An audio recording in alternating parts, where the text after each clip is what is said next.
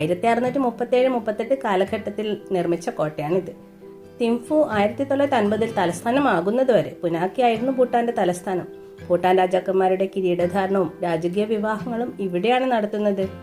ഭൂട്ടാന്റെ മുഖ്യ മഠാധിപതി ശൈത്യകാലത്ത് ഇവിടെ താമസിക്കും. ഭൂട്ടാനിലെ ഏറ്റവും മനോഹരമായ സോങ്ങുകളിൽ ഒന്നാണിത്. വെള്ളപൂശിയ ഉയർന്ന ചുവരുകൾ, സങ്കീർണമായ കൊത്തുപണികളുള്ള മരജനാലകൾ, സ്വർണ്ണമേൽക്കൂരുള്ള ക്ഷേത്രങ്ങൾ ഒക്കെ ഇവിടെ കാണാം. അകത്ത് വീഡിയോ എടുക്കാൻ പറ്റില്ല.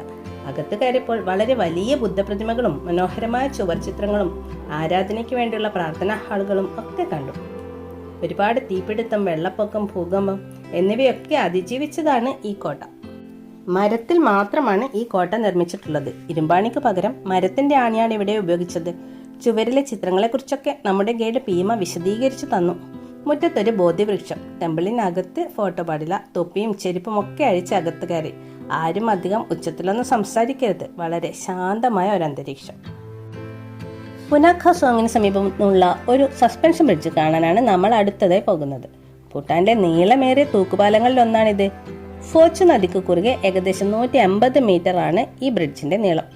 സമീപത്തുള്ള ഗ്രാമങ്ങളെയും ആശ്രമങ്ങളെയും ഒക്കെ പുനാഖ സോങ്ങുമായി ബന്ധിപ്പിക്കുന്നതിന് വേണ്ടിയാണ് പണ്ട് കാലത്ത് ഈ പാലം നിർമ്മിച്ചത്. ഇവിടെ നിന്ന് നോക്കിയാൽ പുനാഖ താഴ്വരയുടെ മനോഹരമായ ഒരു ദൃശ്യം നമുക്ക് കാണാം. ഇത്തവണത്തെ നമ്മുടെ ഓണം ഭൂട്ടാനിൽ. ഹോട്ടലിലെത്തിയ ശേഷം സവാരിയുടെ 2 ടീമുകളും ചേർന്ന് പൂക്കളം ഇട്ടു. അതിഥികളായ ഞങ്ങൾക്ക് വേണ്ടി ഭൂട്ടാനിലെ കലാകാരന്മാരും കലാകാരികളും വളരെ മനോഹരമായ ഒരു കൾച്ചറൽ പ്രോഗ്രാം അവതരിപ്പിച്ചു.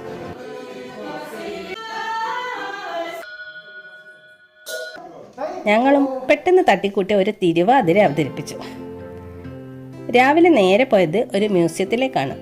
ഇവിടുത്തെ ഒരു പഴയ 3 നില വീട്.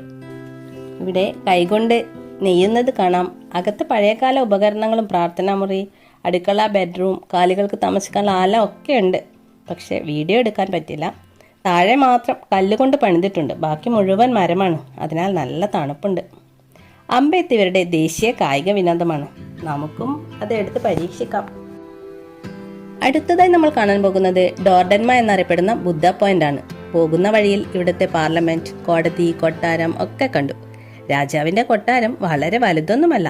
ആഡംബരങ്ങൾ അധികം ഇഷ്ടപ്പെടാത്ത വളരെ എളിയ ജീവിതം നയിക്കുന്നവരാണ് ഇവിടുത്തെ രാജാക്കന്മാർ. ഇപ്പോൾ നമ്മൾ ബുദ്ധ പോയിന്റിലാണുള്ളത്. ലോകത്തിലെ ഏറ്റവും ഉയരം കൂടിയ ഇരിക്കുന്ന ബുദ്ധ പ്രതിമകളിൽ ഒന്നാണിത്. 51.5 മീറ്ററാണ് ഈ പ്രതിമയുടെ ഉയരം. സ്വർണം പൂശിയ വെങ്കല പ്രതിമയാണ് ഇവിടെ കാണുന്നത്. വളരെ വിശാലമായ ഒരു മുറ്റവുമുണ്ട്. 2015 നിർമ്മാണം പൂർത്തിയായത്. അകത്ത് കയറിയപ്പോൾ കണ്ണഞ്ചിപ്പോയി. ഇവിടെയും അകത്ത് വീഡിയോ